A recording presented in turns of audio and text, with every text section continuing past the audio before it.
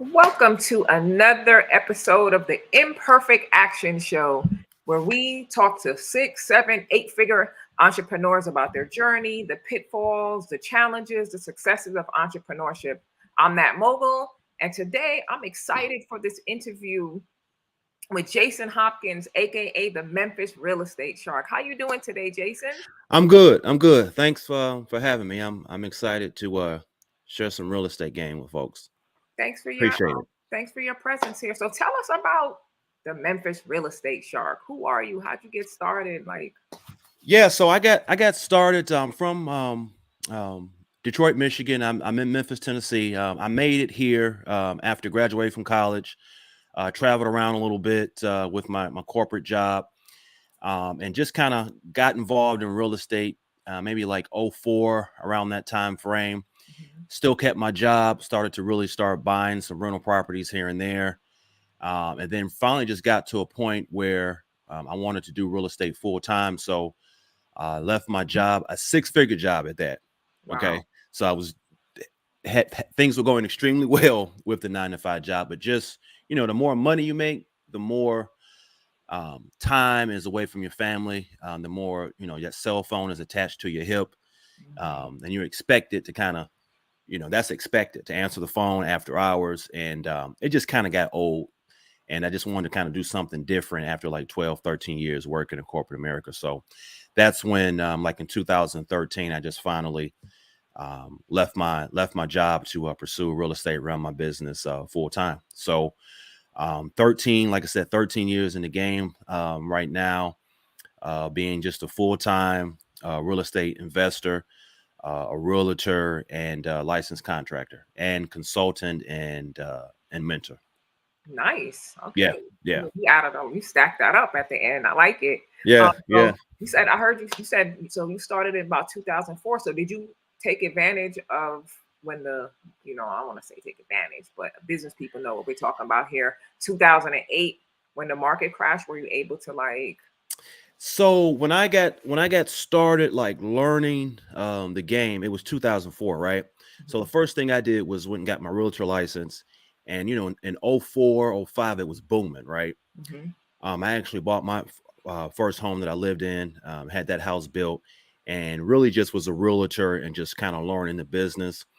And then you're right, 4 years, six, seven, eight, we saw the crash. I did not take advantage of it as I should have, mhm. because within that time frame, like 2006, I got two promotions in 1 year Wow.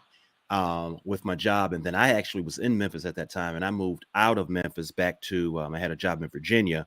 I Okay. moved back there. So I was kind of like away from it. Mhm. But when I moved back to Memphis, within like 4 months, I bought like my first two rental properties then. Okay. But again, just the corporate job, I should have bought a lot more in hindsight. Looking back on it, like from '08 to 2012, I should have bought more properties then. So I didn't really take advantage of kind of that downturn as I should have. But again, that's something that I learned, right? Right. About the game. So, but I did start buying a few then, like 2009. I think I bought my first one, and kind of from that time frame bought a few, but just did not take advantage of it like I should have. Well, thank you for your transparency. Mhm. Well, now that you have all this experience, right, with the mishaps, the challenges, the successes, what are 3 tips you can give to someone looking to buy right now? So, the first thing, if you are serious about jumping into real estate as an investor, you have to understand, like, why. What's your reason why? Like, understanding you've got the stock market. You have all these other ways to kind of make money, but in my opinion, real estate is a solid plan to build like wealth and generational wealth for yourself. You can do it full time, but what I love about it, you can do it part time until you try to understand the full capacity of everything, and then give you an option to transition full time if that's what you want. So the three things you need to do is: one, educate yourself, right? So I tell people all the time, you don't need to go to a whole bunch of conferences at first, because you don't know if you're going to like it or understand it, right? To see if it's something you can do. So educate yourself. So I tell people, Google, I tell people, go on Facebook, meetup.com, and you can join groups on there, and they provide information and training. Websites like Bigger Pockets, they have a wealth of knowledge and information on there that you can read upon. And then also YouTube, right? You can go on there and type in wholesaling real estate, fix and flip, buy and hold, and just immerse yourself in the information so Right. that you can just kind of educate yourself and see, okay, is this something I'm interested in? Is something I can do? So first, educating yourself. Second, you can go at it alone if you choose to, and that's fine. I would suggest that you start seeking out a mentor, because what's going to happen if you go at it by yourself, what's going to happen, your timeline on learning everything may be about this long, right? Right. And in this timeline, you're going to get distracted. You're going to waste money. And more importantly, your greatest resource to me as I've gotten older is time. You're going to waste time, right? Now, the good thing is you're going to make mistakes, which is great because you can learn from them. But that time, you're never going to be able to get back. Right. So when you have a mentor, in my opinion, it shortens your timeline, right? Because you're getting straight to the meat and potatoes on what you need to learn, your do's and your don'ts, and you're learning exactly what you need to do. You're going to still make a couple of mistakes, which is fine, but you're going to reduce the amount of mistakes that you make. You're going to reduce the amount of money and mistakes, which can become costly, and your time is used to be valuable.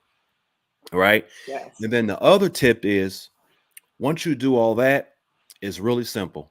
Take action, right? Don't educate yourself, get a mentor, and then you just sit on the sidelines.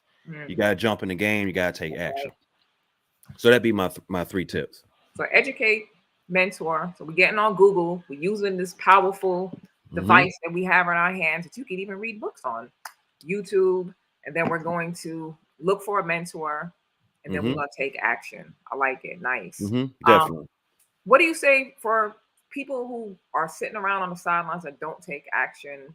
We're going to talk about challenges right now. What were some of the challenges that you faced during um, on your way on this journey to being the Memphis real estate shark?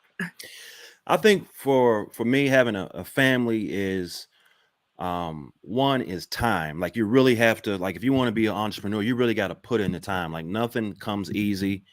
No one's gonna make you do it. You really have to set that time away from your family, from your friends, and just be like laser focused and dedicated. So, for example, if you're a gamer and you like playing video games, you got to cut that out, man. You got to cut it out and use that time to be focused. If you like to watch, Netflix and Amazon Prime, you got your shows set up, set the DVR and record them. You got to cut out the TV time, right? If you like to go to the club and hang out, you got to cut it out. Like you got to anything that's not bringing value to you.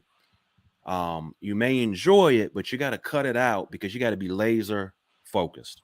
That sounds Okay, like giving up rights. What you're saying is giving up right now your guilty pleasures, exactly. sacrificing so you can have what you want now, so you can have it all later. Exactly. Like you have to be like all in. And I think that's a big challenge for people when you're trying to change something is what do you want to give up in order to be great? Hmm. Right? The video games, the hanging out, the clubbing, watching TV for 2, 3 hours. You're never gonna get that time back. Yeah, that's rich right there. You're never gonna get the time back. So the time that you have, it's gonna be spent especially if you have a 9 to job or you're trying to get this thing rolling part-time, you've got your job, you've got your spouse, you've got your children, you got to have that time to yourself to decompress. You might have your dogs, you have your yard work, cutting the grass, doing this and that. So your time that you have to invest in your business, and again, that's learning real estate and jumping into the game. You got to be laser focused and just be dedicated to it and really selfish to your future, like your vision board. You know what you're trying to do. You got to sacrifice now in order to get there. So for me, the challenge that I had was just kind of being overwhelmed at first with everything that I wanted to do and just saying, okay, um, Never mind these other investors that are just having all this success. Let me get in my lane and let me run like my race, Mhm. right? And stay kind of like true to myself and the fundamentals that I have. So just again, educating myself, getting a mentor, taking action, and then just running my race. Being patient, month by month, year by year, just trying to get better than I was before. So that was kind of like my challenge that I have is just delegating, and then just not worrying about the outside world, what's going on, just running my race. So that was kind of my thing, was just I was in my own head, like, well, I got to do this right now. I got to do this right now. Nope. Put it on the vision board, write it out step by step. And as you're going through it, just check them off. Just I check them like off. that. Hmm. So you mean to tell me I just don't come with an idea, see it, and then it just poof, it happens? I gotta actually put the work in. That's what you're telling the listeners. Yeah, right. So you gotta put the work in. Like I think, man, and it's unfortunate. I think a lot of people want like get rich quick, Yeah, and that happens. I think every blue moon. Some people just get lucky, come up with a good idea, but for the most part, I think the real world, man, you got to grind, man. I mean, you got, and it's all around you, right? I yeah, mean, look at Morgan Freeman. He was a small time actor for years, like for years. The owner of Kentucky Fried Chicken. I mean, he was yeah. I read that 50 the other plus day. years old, right? Yeah. Before like things really start picking up for him. So you have to set the vision, and then you have to put in the work, and you have to be dedicated.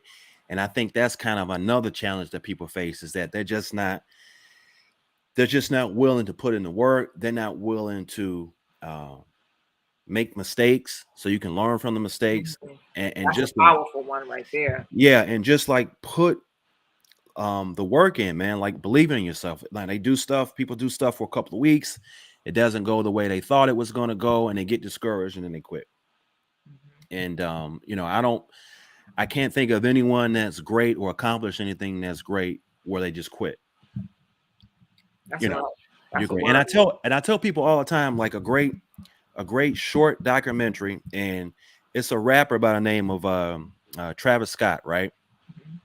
And he has a short documentary on Netflix, and I watched it a couple years ago, and it puts everything in perspective. So he recorded a lot of his early upbringing, right?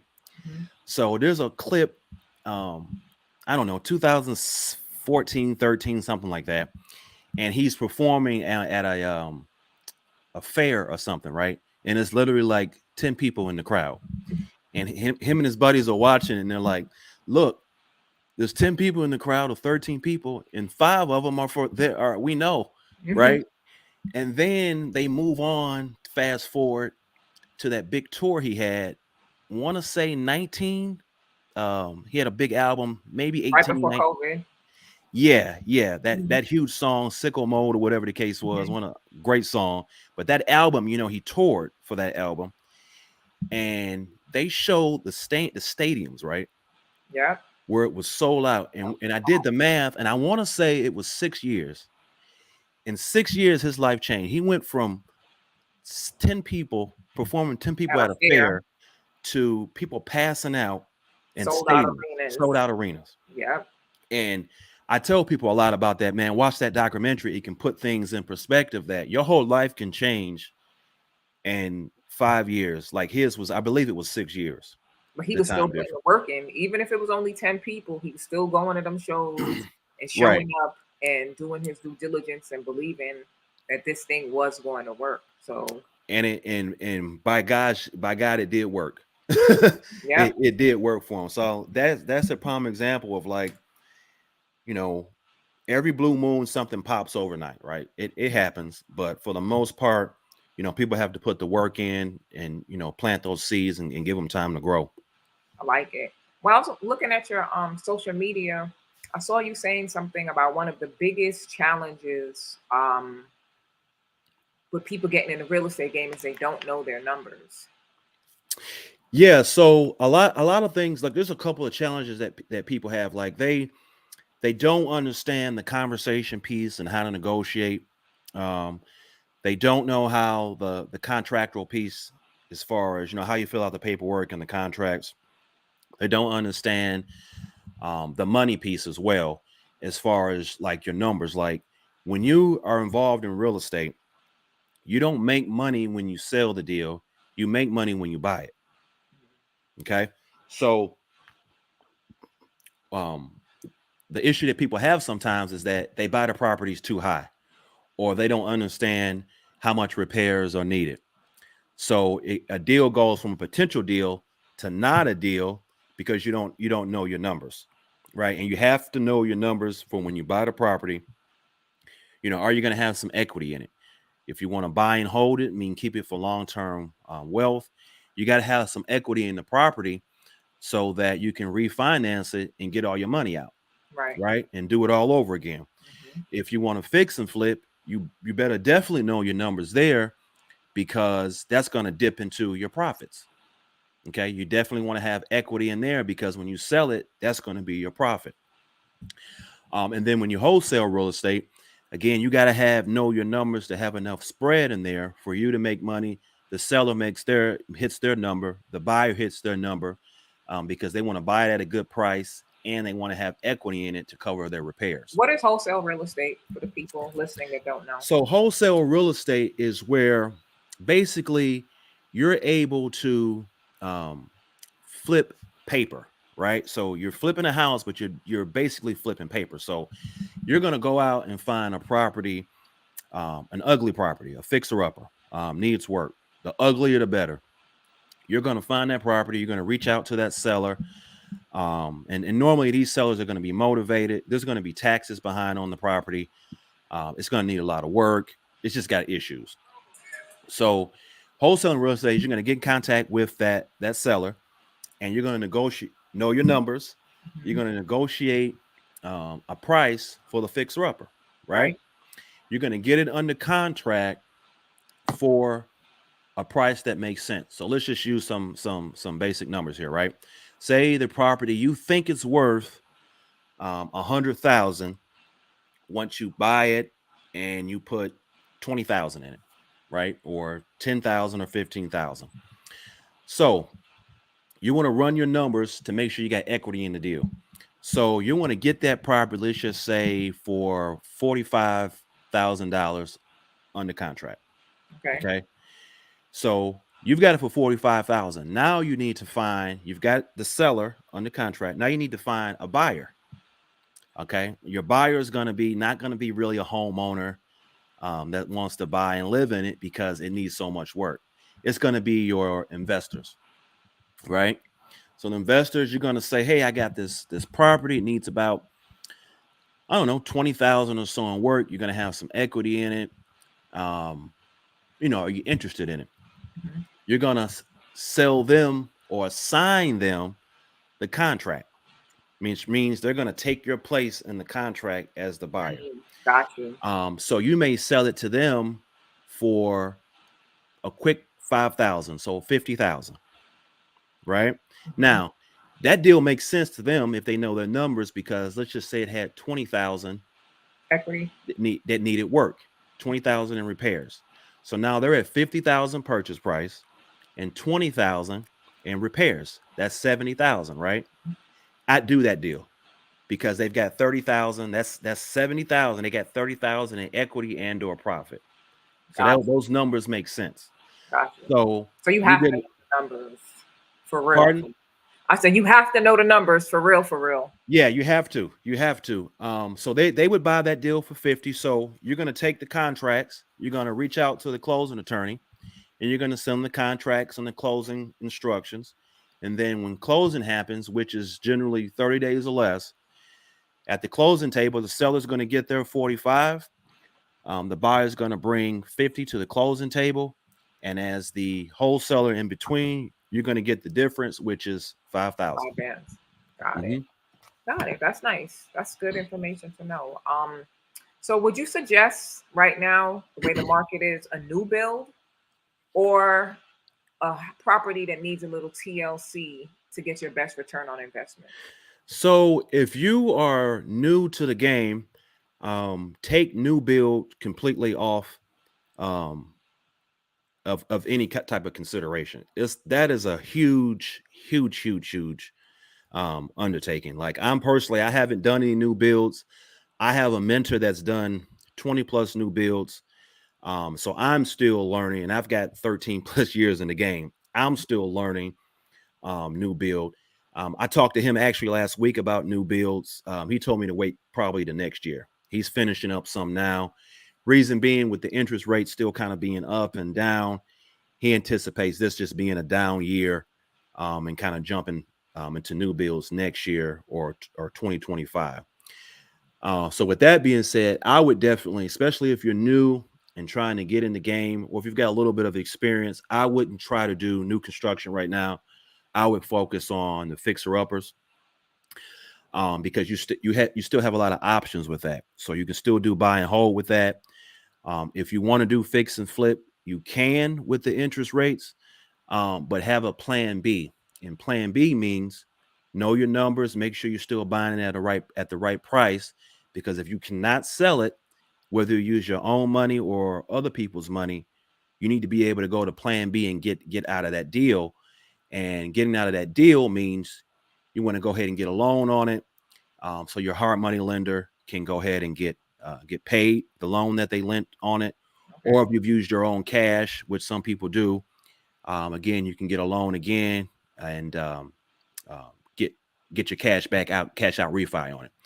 Because again, and then you go do the same thing over and over. So if you can't sell right now, buy and hold would be your plan B. I'm personally this year not doing any fix and flips, just wholesaling and buy and holds, because it's just a little bit too risky for my likings right now with the way the interest rates are kind of going up. A lot of investors are kind of waiting for it to go down. A lot of investors that use financing anyway, they're kind of like apprehensive about buying. So it's just you want to be able to sell a fix and flip very quickly, um, whether you use your own money or other people's money, because again, you've got interest and you got time. Every day that house sits, it's burning interest. So you definitely want to have a plan B.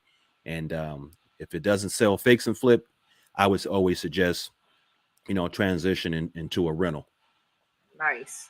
So Hmm. all you people watching home HGTV and thinking you're gonna go flip right now, listen to Yeah, the I mean, Memphis real estate. don't get me wrong. Like 2020, I mean, it was like the wild wild west. I Mm-hmm. mean, I was flipping and selling before I even finished the rehab. That's how much, because interest rates were low and investors were just buying, right? Yep.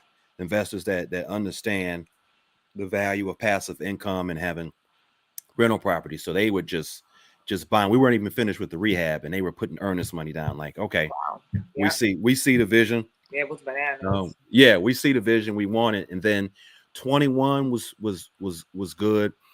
And then 22, maybe around the summer, is when you kind of saw it Decline. drop off a little bit. And I had a property that it's going to be a fix and flip.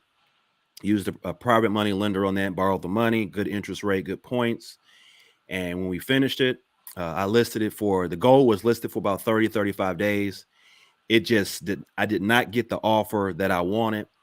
So I just simply used my bank and we did a cash out refi on it. They bought it.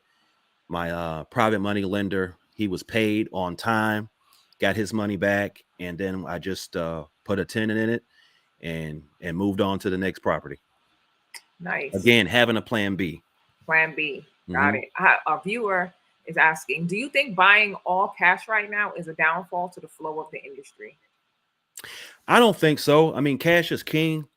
And to the viewer, that's a good question, because what a lot of people do is, and you can Google this Burr method. What a lot of people do is cash gives you it's pros and cons. Like, so for a lot of investors that want to get in the game and they don't have a lot of cash and they're going to use conventional financing with a bank, a lot of times they get beat out on offers because cash buyers will come in, and most sellers, Mhm. if they're asking 60 and you offer 60 with financing and wait 30 to 40 days, and a cash guy offers 55, 9 times out of 10, they're going with the cash Yes. Yep. and close in 10 days. It is what it is, right? But a lot of those cash guys, what they're doing, they buy it cash, fix it up, and then they bury it. So they go put a cash out refi on it and they get their money back out. Okay. And then they just go continue to do it over and over again. So that's kind of like, but they have the cash to play, right? Because Mhm. cash is king. So a lot of people kind of get bid out for that, and it's just, it's the nature of the business. I'm a cash buyer, and I've gotten beat out from other cash buyers before, Okay. because it's just the way, it's just the game. Now, the best thing is what I tell people is that a lot of times where you're going to get beat out is if you're bidding on MLS. See, what we teach in our training program, when in my business, and what we teach students is we don't bother with MLS. We have marketing strategies where we're going direct to those potential motivated sellers, and we're having a conversation and direct to them. Okay, Nice. so that kind of eliminates the bidding war, so to speak, because MLS is for the free world to see. Hmm. So you got buyers in your city, out of the You cutting country out the sometimes. middleman, basically. Yeah. So you're kind of cutting out the middleman. Hey, this is what we have to offer. We've been in business for such and such. We have a business license, and you're selling yourself, and you're negotiating the art. You understand the art of negotiations and conversation, and you're getting that deal on the contract. Nice. So you Hmm. just said that what you teach. Do you have any? Can you tell the viewers about your products, your services? What do you offer? What is the Memphis Real Estate Shark doing right now? Yeah. So we have several companies. We have, like I said, I'm a realtor. We have our buy and hold company. We have our fix and flip company. We have a consulting company, and then we have a construction company. So one of the things that we started a couple years ago was just on Instagram. I was getting so many DMs and questions about people looking for like mentorship, but from a real mentor, right? Because the game now, Hmm. you may not necessarily have a skill set, but you can put a persona out that you do, and Hmm. have lifestyle marketing, show cars and watches and Yeah. jets, and that gets, I call it lifestyle marketing, that gets attention. Hmm. But one of the things that people would say was like, hey, you actually like in houses, you're actually like explaining things, and I like to consider myself a real estate investor. Right. So I put together a course called the Gift of the Gab course, and basically that course is showing people, teaching people the art of conversation. And we're teaching people who are interested in real estate, but just not don't know where to get started. We're giving them real mentorship. So in the program, it's an online course. You train as you go, all the contracts, all the scripts, the software, what processes, what to say, what not to say, how to say it. Everything you need to get set up and be successful is in the course. Okay, and we call it the Gift for the Gab course, and we're teaching that in that course. So people go in, purchase the course, sign up, and they have access for life. Okay, Okay. and they can train as they go. We also have like a Facebook community in there, so people can go in, any questions they have with me or any other students, they can ask. For the folks that and we're confident in that course that people can sign up, knock out the course, and be able to go, right? Because I want people to be successful. Now, some people can learn like that, and some people can't. They need kind of that one-on-one mentorship. And we also offer the Gift for the Gab Inner Circle training, and that's kind of like a 90-day program, Okay. one-on-one program, where we go through the course, but we also go real in depth on other items, fix and flip, buy and hold, financing. I show you how to go out and get money, show you how to build business credit for your business. And that program is 90 days. We meet anywhere between 1 to 2 hours via Zoom every week. And I mean, that program is tough because I'm all about accountability. Like, you got to show up and you got to show out. Like, we're Nice. holding people accountable in that program. And then at the end of that program, the following year, we, provide an opportunity for folks to come into Memphis, and we have a day of like, bring someone in, a property manager to speak about that, a credit specialist to speak. And then we spend the other half of the day like touring some projects that we have going on. So they kind of learn on site as far as buy and hold, basically the rehab process, right? And Okay. things to look out for. So those are the two programs that I offer. If And people where are can they interested, find them? yeah, so you can DM me on IG. I am not on TikTok, believe it or not.